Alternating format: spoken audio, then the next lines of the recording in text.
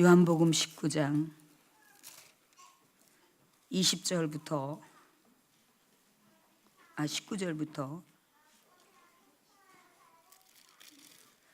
23절까지 여러분과 제가 같이 합독하도록 하겠습니다. 19절부터 23절까지 합독하겠습니다. 이날 곧 안식 후 첫날 저녁 때에 제자들이 유대인들을 두려워하여 모인 곳에 문들을 닫았더니 예수께서 오사 가운데 서서 이르시되 너희에게 평강이 있을지어다. 이 말씀을 하시고 손과 옆구리를 보이시니 제자들이 주를 보고 기뻐하더라. 예수께서 또 이르시되 너희에게 평강이 있을지어다. 아버지께서 나를 보내신 것 같이 나도 너희를 보내노라. 이 말씀을 하시고 그들을 향하사 숨을 내쉬며 이르시되 성령을 받으라. 너희가 누구의 죄든지 사하면 사하여질 것이요 누구의 죄든지 그대로 두면 그대로 있으리라 하시니라. 아멘.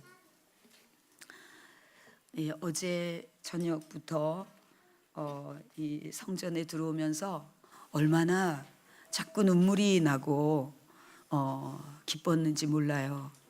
우리 성도들이 다 나와서 우리 예수님의 이 부활주의를 준비하는데 수고를 아끼지 않았기 때문에 제가 너무너무 감사해요. 아마 하나님이 고마워하시는 것 같아요. 우리 주님께서 성도들 한 사람 한 사람에게 너무 고마워하시는 듯해서 오늘 아침에도 제가 목이 메었습니다. 여러분, 여인들이 주님의 무덤에 달려갈 때 향품을 준비해가지고 가듯이 여러분이 어제부터 몇 주 전부터 찬양으로 여러 가지 온갖 준비로 주님의 향품을 준비하듯이 이 부활주의를 준비했을 때 얼마나 주님께서 기특하시고 고마우셨겠어요. 놀라고 놀랄 정도로 너무 아름답죠, 여러분.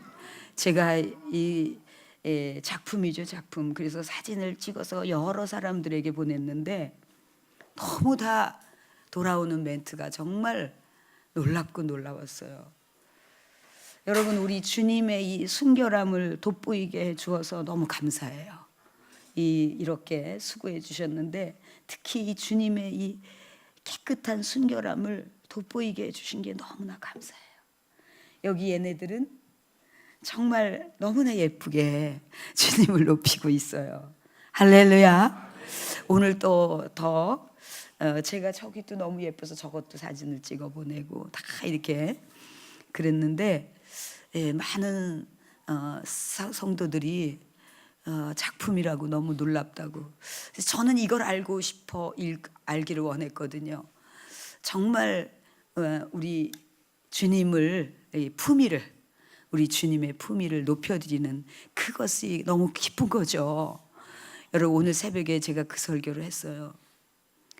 예수님은 굉장히 검소하시고 평범하시기 때문에 그저 지하에나 그저 아무 데서나 주무시고 그러시는 분이기 때문에 그냥 교회는 아무렇게나 해도 된다라고 생각하는 것은 하나님 앞에 너무 민망한 거라고. 그것은 우리 예수님의 자세라면 우리는 이렇게 최고의 아름다움으로 그분을 높여드려야 합니다. 그것에 성경이 어디에서 입증을 하고 있죠? 넷째 날에 여인의 얘기가 나오잖아요. 여러분, 2,100만 원 정도의 향품이에요. 그러니까 저거 팔아가지고 가난한 자를 구해주는 게 좋잖아. 그렇게 계산할 때 주님이 아니라고, 좋은 일을 한 거라고. 이 여인의 얘기가 이제 계속 이 복음이 끝날 때까지 기념되리라고 그렇게 말씀하셨어요. 주님이 그렇게 연약한 자들과 아무렇게나 거할 것도 없이 그렇게 사신 거는 주님의 삶이라면 우리는 그분에게 최고의 자세로 높여드리는 게 우리의 자세입니다. 이제 오늘 또 깜짝 놀랄 만한 게 있었는데 이 착오가 생겨가지고 일부 조금 맛을 본다면 여러분, 저거 너무 이쁘죠, 여러분. 예수님의 보혈을 상징하는 빨간 저 박스는 이제 앞으로 저기에 이제 여러 가지로 용도로 쓰게 되는데 저 색깔로 똑같은 세트로 여기에 작은 소강대상이 이제 딱 이제 준비되고 있습니다. 너무너무 이쁠 것 같지 않아요? 의미도 주님의 보혈. 제가 그래서 너무 이 빨간색을 너무 예쁘다. 아까도 그러면서 주님 너무 예쁘죠. 그러면서 오늘도 감격하며 둘러보았습니다. 여러분들의 작은 그 향품 주님께서 기쁘게 받으신 줄로 믿습니다. 이제 예수님께서 이제 가장 먼저 예수님 앞에 달려갔던 여인들이 있었어요. 그리고 이제 주님 가장 먼저 달려갔던 여인은 막달라 마리아라고 기록하고 있죠. 막달라 마리아는 누구였습니까, 여러분? 막달라 마리아는 귀신 들렸다가 예수님을 만나서 완전히 회복이 돼가지고 새로운 인생을 사는 그런 여인이었죠. 이제 이 막달라 마리아가 돌이 무덤에서 옮겨진 것을 보고 근심하고요. 또 주님이 사랑했던 제자들도 다 달려가서 이제 그 제자들에게 알렸고, 그러니까 또 제자들이 와가지고 굽부려서 보고 막 그래요. 그런데 제자들은 섬뜩 그 무덤에 들어가지를 못하는 거예요. 근데 그때 베드로가 도착하자마자 그 무덤 속으로 들어가가지고 주님께서 깊이 무덤 속에 계셨던 곳을 살펴보게 되죠. 그런데 거기에 장면은 세마포가 딱 주님이 입으셨던 그 세마포가 놓여 있고 주님의 머리를 쌌던 수건이 다 이렇게 개켜 있었어요. 여러분, 이게 우리 이 개역 성경 이전에는 이 주님의 세마포와 수건이 단정히 개켜 있었다라고 하는 그런 표현을 씁니다. 여러분, 이것은 무덤이라기보다 마치 어떤 분이 주무시고 이제 나가신 듯한 그 침대를, 너무나 깨끗하고 평온한 침대를 연상을 하게 돼요. 여러분, 이것을 세마포와 주님의 머리에 쌌던 수건이 개켜 있었다는 거, 아마도 많은 피가 묻어 있었을 테죠. 그게 개켜 있었다는 것을 직접 목격하지 않은 사람은 이렇게 쓸 수가 없어요. 아시겠습니까? 그것을 이렇게 디테일하게 써내려갔어요. 여러분, 무덤은 비어 있었습니다. 우리 기독교는 빈 무덤 위에 세워진 생명의 종교입니다. 생명의 하나님과 우리와의 관계입니다. 사랑하는 여러분, 얼마나 이게 빈 무덤 위에 생겨진 종교, 우리가 편리적으로 표현하기 위해서 종교라고 읽었지만 엄격히 말해서 종교가 아니라고 말씀을 드렸지요. 그것은 하나님과 우리와의 관계라고. 여러분, 하나님과 우리와의 그 관계가, 그 생명의 관계가 빈 무덤으로 충분히 입증되고 단정하게 개켜 있는 세마포와 그리고 머리에 쌌던 수건이 지금 막 깊은 단잠을 주무시고 빠져나간 그 깨끗한 침대와 같은 그런 그 아름다운 분위기 속에서 주님을 느낄 수가 있습니다. 마리아는 눈물이 멈추지가 않았어요. 정말 그 제자들은 너무 여러 가지로 마음이 어렵고 또 그들에게 조여올 그 핍박, 이런 모든 것들에 두려워서 문을 굳게 잠그고 있을 때, 그때 주님께서 그애들에게 나타나시죠. 여러분, 주님의 그 초월적인 모습으로 굳게 닫힌 문 속에 주님이 그 나타나신 그 모습이 여러분이 그리실 수 있겠습니까, 여러분? 지금도 우리 주님이 오시는데요. 오늘도 이렇게 찬양을 하는데 한 사람 한 사람을 보시고 주님이 너무 기뻐하시는데요. 우리 찬양을 잘해서도 그렇지만 저는 어차피 고슴도치거든요. 어미거든요. 그래서 저는 여러분이 다 너무 이쁘거든요. 그런데 오늘은 제가 목이 메였던 것은 여러분을 알기 때문에 더 사랑스러웠어요. 모르는 사람이 이게 좋은 찬양이라고 저에게 영상을 불러줄 때, 아, 이게 좋은 찬양이네, 이렇게 감동받을 수 있지만, 오늘 여기에 선 모든 한 사람 한 사람을 알기 때문에, 그리고 주님이 얼마나 사랑하는지, 연약해도 실패해도 또 실수해도 주님을 붙들고 일어서고 또 순종하려고 하고, 이런 모든 것들을 주님이 아시고 주님이 사랑하기 때문에, 저도 여러분들을 알기 때문에 여러분 모두가 너무 사랑스러웠어요. 그래서 더 은혜가 됐어요. 이것은 여러분 모두에게 다 동일하죠. 사랑하는 여러분, 요한복음 20장 31절에는 오직 이것을 기록함은 너희로 예수께서 하나님의 아들 그리스도이심을 믿게 하려 하며 또 너희로 믿고 그 이름을 힘입어 생명을 얻게 하려 함이니라. 여러분, 부활하신 예수님을 믿음으로 너희가 생명을, 그의 이름을 힘입어서 생명을 얻게 하려 함이라고 기록하고 있습니다. 여러분이 그분의 이름을 힘입고 그분을 사랑하고 그분의 말씀의 지침을 따라서 살아갈 때 여러분들에게는 생명을 얻게 되는 거예요. 지난 한 주간 동안에는 이제 이 고난주간을 보내면서 특히 이 여배우의 사망 소식을 듣게 됐고요. 이 땅의 모든 사람들이 지금 이 순간도 죽고 태어나고 그런 일들이 많이 있지만, 적어도 제 귀에 들려오는 그 뉴스에 대해서는 항상 제게, 특히 사망했다고 하는 이야기에 제가 아주 본능적으로 반응하는 게 있는데, 그게 바로 뭐냐면 이분이 예수님을 믿었을까, 이것입니다. 그래서 사실은 제가 이 뉴스를 보지 않고 일주일 동안 이렇게 하나님 앞에 집중하고 이렇게 잘 보내기로 했는데, 너무 이게 궁금해서 못 견디겠는 거예요. 이분이 주님, 이분이 예수님을 믿었는지, 이 구원 문제가 너무 걱정이 돼서 궁금해서 이게 집중이 안 됩니다. 제가 좀 뉴스를 보겠습니다. 그리고 그 장례식 하는 장면을 제가 이렇게 보니까 십자가가 이렇게 관에 있더라고요. 그리고 그가 이제 마지막 자신이 했던 그 드라마인가요? 드라마의 마지막까지 하게 해달라고 하나님 앞에 기도를 했고요.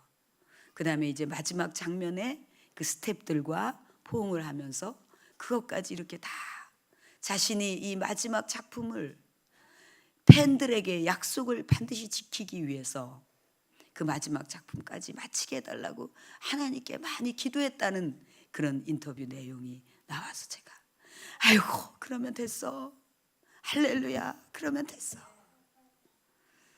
항상 하나님의 나라에 간 사람들을 부러워해요.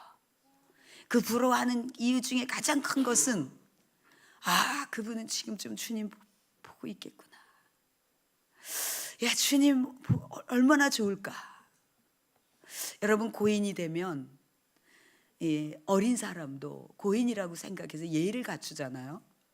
저는 그것을 제 식으로 생각할 때, 일찍이 먼저 부름받은 이 구원받은 사람들은 인생의 대선배고, 그렇기 때문에 그런 의미에서 제가 머리를 숙여야지 된다는 생각을 해봐요. 구원받은 자에 대해서 하나님이 그를 불렀을 때, 여러분, 어떤 사람은 28살에도 하나님이 부르세요.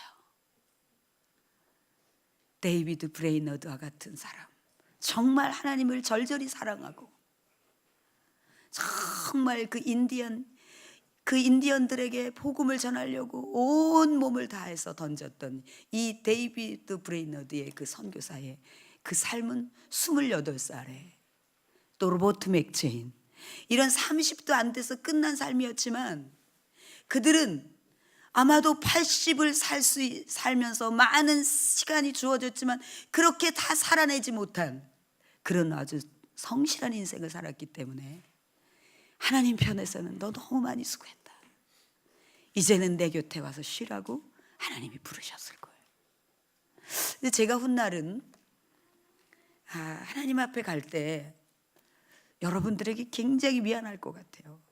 왜냐하면 저만 너무 좋은 데 가니까 제가 너무 좋을 것 같아요. 근데 여러분들이 아직 그 나라에 대한 확신이 없으면, 제가 너무나 좋은 데 가니까 여러분도 너도 같이 갈래? 그러면 아니요, 나 안 죽을래요, 이럴 것 같아요. 그 나라에 대한 아직 확신이 없기 때문에 그냥 이 세상이 좋고 내가 관계한 것을 놓고 싶지 않기 때문에. 그러나 제가 이번 한 주 동안에는 어제도 그제도 내가 이 다음에 하나님이 나를 부르셔서 가게 되면 내가 너무 우리 성도들한테 미안하겠는걸. 우리 성도들은 슬퍼하겠지만 나만 이렇게 좋은 데 가도 되나? 우리가 맛있는 음식을 먹으면 나만 이렇게 좋은 음식 먹어도 되나? 그러듯이 그런 생각을 묵상하면서 주님, 전 주님이 보고 싶다고 어제 그런 얘기를 많이 하면서 움직였습니다. 사랑하는 여러분, 부활은 그것을 어떻게, 이 부활의 영광스러움을 어떻게 설명할 수 있겠습니까? 여러분들이 그 생명을 이어받은 자라고요. 여러분, 이게 얼마나 기가 막힌 은혜입니까? 여러분, 저와 여러분은 무슨 축복으로 예수 그리스도의 첫 부활의 열매가 되신 그 생명을 이어받아서 우리가 이 생명의 길에 서 있다는 것은 정말 형용할 수 없는 감사와 감격으로 그 주님을 뵐 때까지 영광의 영광을 돌려야 할 것입니다. 사랑하는 여러분, 근데 여러분, 이 부활은, 예수님의 부활은 고난을 통하여서 부활이 되었습니다. 이사야서에 보면 예수님께서 사실 이제 잡히시던 날 밤에 겟세마네에서 기도하실 때 굉장히 어려워하셨잖아요. 그때 굉장히 부담을 갖고 두려워하셨잖아요. 근데 그것은 예수님께 닥칠 그 고난의 극치를 알기 때문에, 그 고난의 극치가 어떤 것인지 알기 때문에 그것을 감당하는 게, 인성을 가지신 예수님께서는 너무 벅차시니까 이 잔을 좀 옮기면 안 될까요? 그러다가 아니요, 내 뜻대로 마시고 아버지 뜻대로 해주세요, 그러면서 했어요. 그렇지만 이사야서에 보면 그 고난을 굉장히 많이 어려워하신 건 사실이지만, 그러나 내가 이 고난을 통과하면 많은 영혼들이 부활이라고 하는 그것을 통해서 많은 영혼들이 살아날 것을 생각하고 기뻐하셨다고 말씀하고 있습니다. 여러분이 그러시잖아요. 내가 이 고통만, 이 고생만 하면 우리 아이들이 잘 살 거야. 내가 이 고생해서 우리 아이들에게 이렇게 공부시켜 놓고 이러면 우리 아이들이 잘 살 거야 하고 여러분들이 그 고생을 결코 주저하지 않고 했듯이 예수님께서 그런 마음으로 하셨다는 거예요. 그래서 그분은 이제 사망의 권세를 깨트리시고 이제 부활하셔서 오늘 우리 모두에게 이렇게 오히려 탄생보다도 더, 주님의 탄생보다도 더 우리가 가슴이 벅차고 기뻐할 수밖에 없는 이 부활을 우리에게 선물로 주셨다는 것입니다. 사랑하는 여러분, 이제 우리는 영생을 얻은 자로서 우리가 이 세상에 살면서 순간순간마다 이 부활의 깊은 의미를 여러분들이 경험해야지 되는데, 그 부활의 깊은 의미는 우리가 일상에서 죽어질 때, 우리가 죽어지면, 우리의 자아가 십자가와 함께 죽어지면 그 다음은 우리의 영이, 우리의 인격이 새로운 영으로 새롭게 거듭나면서 여러분들이 상상할 수 없는 축복을 누리게 되는 것입니다. 이것을 하나님께서는 오늘도 영적인 영원한 생명 외에 우리의 육신적으로 이 세상에서의 너희들이 죽어야 해야지 되는 거, 죽음은 너희들에게 고통이 아니라 부활이라는 거, 죽을 때 너희들은 하나님께서 세우신다는 거, 이것을 말씀하고 있는 것입니다. 여러분의 신앙생활 속에 어떤 것에 가장 큰 비중을 두고 있느냐에 따라서 그것을 찾는 그 취향, 성향이 다 다릅니다.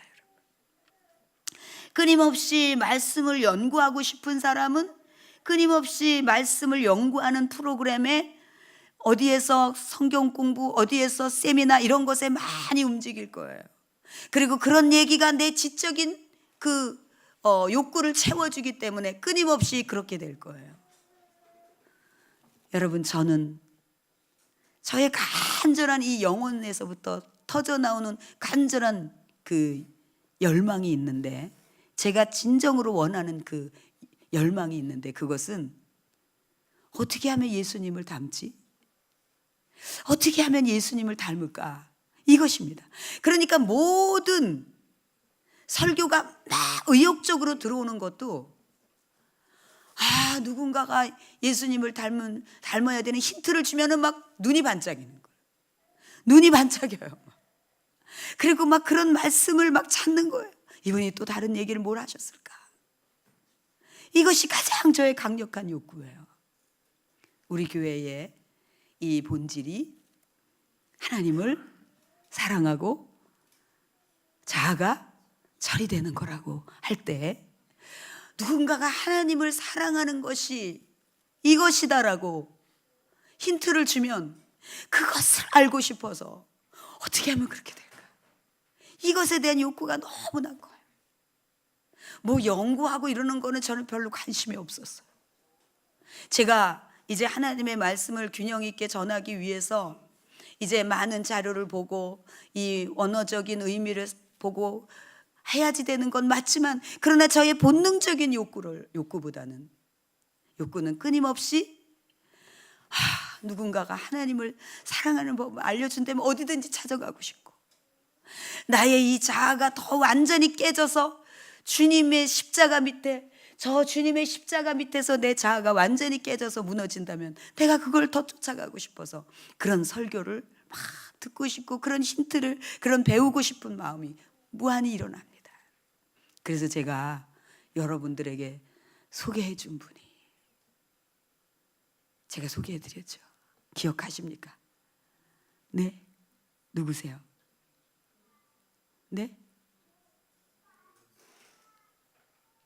제가 지난주에 소개해 드렸는데 기억이 안 나세요? 잭 푸닌 목사님입니다. 제가 볼 때는 제가 여러 많은 분들의 말씀도 한번 들어보고 그랬지만, 이분은 진정 정말 균형이 잡힌 그런 인격과 영성과 모든 것을 다 가지고 있는 분이에요. 그래서 여러분들이 그 잭 푸닌 목사님의 설교를 자주 들으시기를 바랍니다. 제가 이분이 언젠가 나하고 만났나? 어떻게 내가 했던 얘기를 이분이 그대로 하지? 막 이 공감대가 일어나가지고 저도 이렇게 움직이면서, 여러분 이제 외국에 있는 목사님들이 설교를 하실 때는 여러분들이 들으시기도 하시겠지만 못 들으실 수도 있고 놓칠 수도 있고, 그래서 이 번역본을 우리가 봐서 집중해야 되잖아요. 근데 이제 그 사이트에서는 번역을 해서 그대로 낭송을 해주기 때문에 움직이면서도 여러분이 들을 수가 있어요. 움직이면서도 들을 수가 있는데, 정말 제가 볼 때는 그래요. 제가 볼 때는 이분은 삶은 이런데 그래도 인본주의적인 게 있다. 조금 하나님적인 것보다 인본주의로 좀 치우쳤다라고 이렇게 조금씩 우려되는 그런 부분들이 있고, 이분의 말씀이 너무나 이렇지만 너무 예수님 모습보다는 좀 강하다, 이런 생각도 들 때가 있어요. 뭐 저의 작은 판단으로요. 그런데 이제 이 잭 푸닌 목사님은 제가 만난 목사님 중에 지금 살아계시고요, 중에서 정말 제가 만났다는 것은 실제 만난 건 아니고 말씀에서 만났던 분 중에서는 가장 균형 잡힌, 그래서 우리의 인격을 정말 주님 닮은 모습으로 잘 방향을 잡아줄 수 있는 그런 분이세요.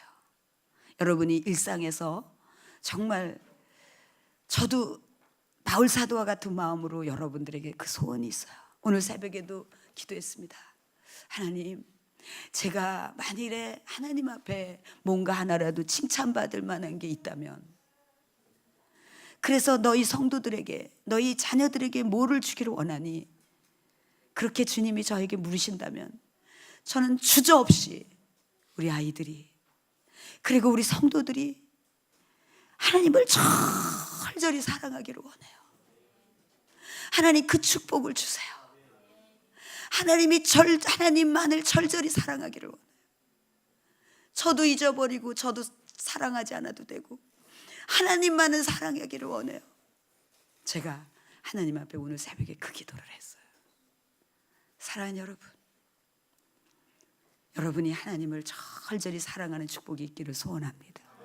그리고 두 번째로 여러분들은 정말 죽음을 통해서, 자아의 죽음을 통해서 새로운 영의 사람이 부활하여 이 영의 사람이 꽉 우리의 자아로 눌려가지고 하나님과 소통도 안 되고 많이 자주 실패하고 그런 일이 굉장히 많았지만 우리의 자아가 죽어지고 그리고 우리의 영의 사람이 회복하여서 부활하여서 여러분이 진정 이 세상 가운데 영의 사람으로 확실하게 영향력을 끼치는 사람으로 살아낼 수 있기를 주님의 이름으로 축복합니다. 여러분, 우리가 죽는 것은 고통이 있을 수 있어요. 내가 소리를 한바탕 지르는 게 확 시원할 것 같은데 주님은 침묵하라고, 억울해도 기다리라고 그렇게 요청하실 때가 있어요.